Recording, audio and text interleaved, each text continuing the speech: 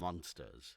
The story of the journey to the center of the earth involves a professor who leads his nephew and a hired guide down a volcano in Iceland to the center of the earth. They encounter many adventures, including prehistoric animals and natural hazards, eventually coming to the surface again in southern Italy. This extract describes one of those adventures. It is written in the form of a journal. Saturday, August 15. The sea unbroken all around. No land in sight. The horizon seems extremely distant. My uncle is in raging temper.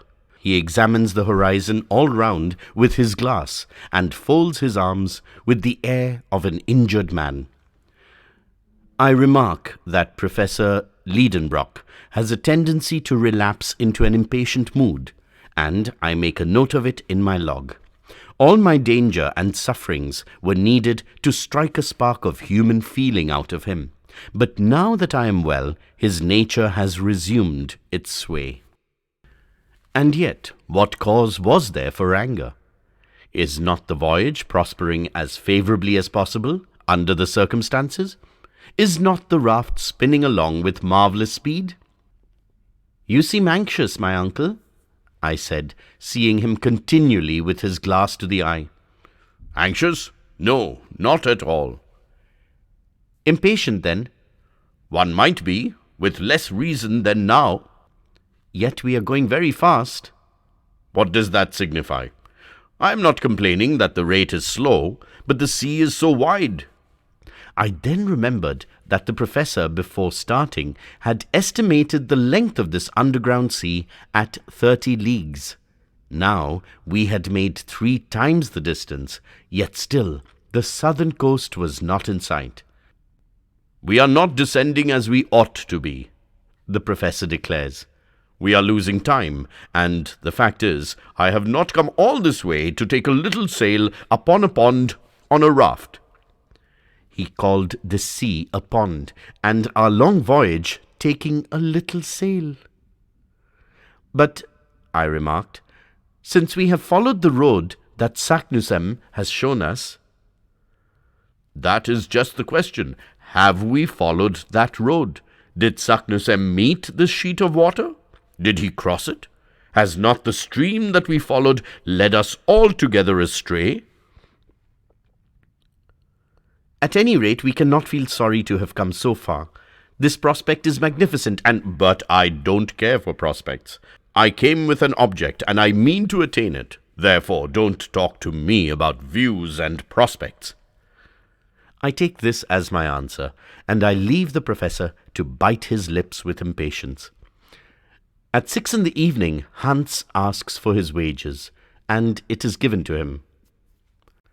Sunday, August 16. Nothing new, weather unchanged. The wind freshens. Truly, the sea is of infinite width. It must be as wide as the Mediterranean or the Atlantic, and why not? My uncle took soundings several times. He tied the heaviest of our pickaxes to a long rope, which he let down 200 fathoms. No bottom yet, and we had some difficulty in hauling up our plummet. But when the pick was shipped again, Hans pointed out on its surface deep prints, as if it had been violently compressed between 2 hard bodies. I looked at the hunter. I could not understand him, and turned to my uncle, who was entirely absorbed in his calculations. I had rather not disturb him while he is quiet. I returned to the Icelander. He, by a snapping motion of his jaws, conveys his ideas to me. "Teeth!" I cried, considering the iron bar with more attention. "Yes, indeed. Those are the marks of teeth imprinted upon the metal. Is there some monster beneath us, belonging to the extinct races, more voracious than the shark, more fearful in vastness than the whale?" I could not take my eyes off this indented iron bar. Monday, August 17. I am trying to recall the peculiar instincts of the monsters of the pre-Adamite world, who, coming next in succession after the mollusks, the crustaceans, and the fishes, precedes the animals of the mammalian race upon the earth. The world then belonged to reptiles. Those monsters held the mastery in the seas of the secondary period. They possessed a perfect organization, gigantic proportions, prodigious strength. The saurians of our day, the alligators and the crocodiles, are but feeble reproductions of their forefathers of primitive ages. I shudder as I recall these monsters to my remembrance. No human eye has ever beheld them living. I saw at the Hamburg Museum the skeleton of one of these creatures 30 feet in length. Am I then fated to be placed face to face with these representatives of long-extinct families? No, surely it cannot be. Yet the deep marks of conical teeth upon the iron pick are certainly those of the crocodile. My eyes are fearfully bent upon the sea. I dread to see one of these monsters darting forth from its submarine caverns. I suppose Professor Liedenbrock was of my opinion too, and even shared my fears, for, after having examined the pick, his eyes traversed the ocean from side to side. What a bad notion that was of his, I thought to myself, to take soundings just here. He had disturbed some monstrous beast in its remote den. I look at our guns and see that they are all right. My uncle notices it and looks on approvingly. Already, widely disturbed regions on the surface of the water indicate some commotion below. The danger is approaching. We must be on the lookout. Tuesday, August 18. Evening came. Hans was at the helm. During his watch, I slept. 2 hours afterwards, a terrible shock awoke me. The raft was heaved up on a watery mountain and pitched down again at a distance of 20 fathoms. "What is the matter?" shouted my uncle. "Have we struck land?" Hans pointed with his finger at a dark mass 600 yards away, rising and falling alternately with heavy plunges. I looked and cried, "It is an enormous porpoise!" "Yes," replied my uncle, "and there is a sea lizard of vast size."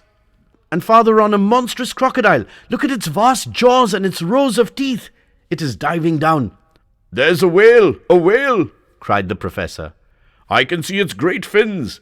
See how he is throwing out air and water through his blowers."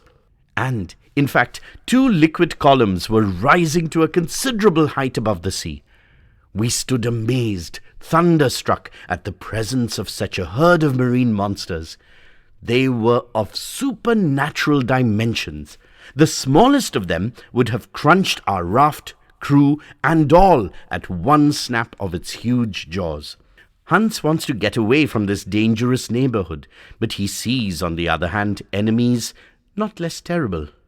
A tortoise 40 feet long, and a serpent of 30, lifting its fearful head and gleaming eyes above the flood.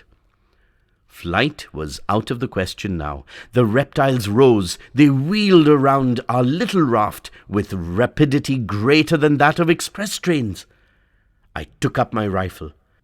But what could it do against the scaly armor with which these enormous beasts were clad? We stood dumb with fear. They approach us close, on one side the crocodile and on the other the serpent. The remainder of the sea monsters have disappeared. I prepare to fire. Hans stops me by a gesture. The 2 monsters pass within 150 yards of the raft and hurl themselves one upon the other with a fury which prevents them from seeing us. At 300 yards from us, the battle was fought. We could distinctly observe the 2 monsters engaged in deadly conflict. But it now seems to me as if the other animals were taking part in the fray. The porpoise, the whale, the lizard, the tortoise. Every moment I seem to see one or other of them. I point them to the Icelander. He shakes his head negatively. 2, says he. What do? Does he mean that there are only two animals? He is right, said my uncle, whose glass has never left his eye. Surely you must be mistaken, I cried. No, the first of these monsters has a porpoise's snout, a lizard's head, a crocodile's teeth, and hence our mistake. It is the Ichthyosaurus, the fish lizard, the most terrible of the ancient monsters of the deep. And the other? The other is a Plesiosaurus, almost lizard, a serpent armored with the carapace and the paddles of a turtle. He is the dreadful enemy of the other. Hans had spoken truly. Two monsters only were creating all this commotion, and before my eyes are two reptiles of the primitive world. I can distinguish the eye of the Ichthyosaurus, glowing like red-hot coal, and as large as a man's head. Nature has endowed it with an optical apparatus of extreme power and capable of resisting the pressure of the great volume of water in the depths it inhabits. It has been appropriately called the saurian whale, for it has both the swiftness and the rapid movements of this monster of our own day. This one is not less than 100 feet long, and I can judge its size when it sweeps over the water, the vertical coils of its tail. Its jaw is enormous, and according to naturalists, it is armed with no less than 182 teeth. The Plesiosaurus, a serpent with a cylindrical body and a short tail, has 4 flappers or paddles to act like oars. Its body is entirely covered with a thick armor of scales, and its neck, as flexible as a swan's, rises 30 feet above the waves. Those huge creatures attacked each other with the greatest animosity. They heaved around them liquid mountains, which rolled even to our raft and rocked it perilously. 20 times we were near capsizing. Hissings of prodigious force are heard. The two beasts are fast locked together. I cannot distinguish the one from the other. The probable rage of the conqueror inspires us with intense fear. 1 hour, 2 hours pass away. The struggle continues with unabated ferocity. The combatants alternately approach and recede from our raft. We remain motionless, ready to fire. Suddenly, the Ichthyosaurus and the Plesiosaurus disappear below, leaving a whirlpool eddying in the water. Several minutes pass by while the fight goes on underwater. All at once, an enormous head is darted up. The head of the Plesiosaurus.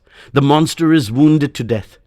I no longer see his scaly armor, only his long neck shoots up, drops again, coils and uncoils, droops, lashes the waters like a gigantic whip, and writhes like a worm that you tread on.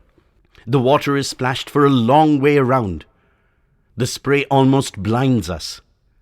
But soon the reptile's agony draws to an end. Its movements become fainter. Its contortions cease to be violent, and the long serpentine form lies a lifeless log. As for the Ichthyosaurus, has he returned to his submarine cavern, or will he reappear on the surface of the sea?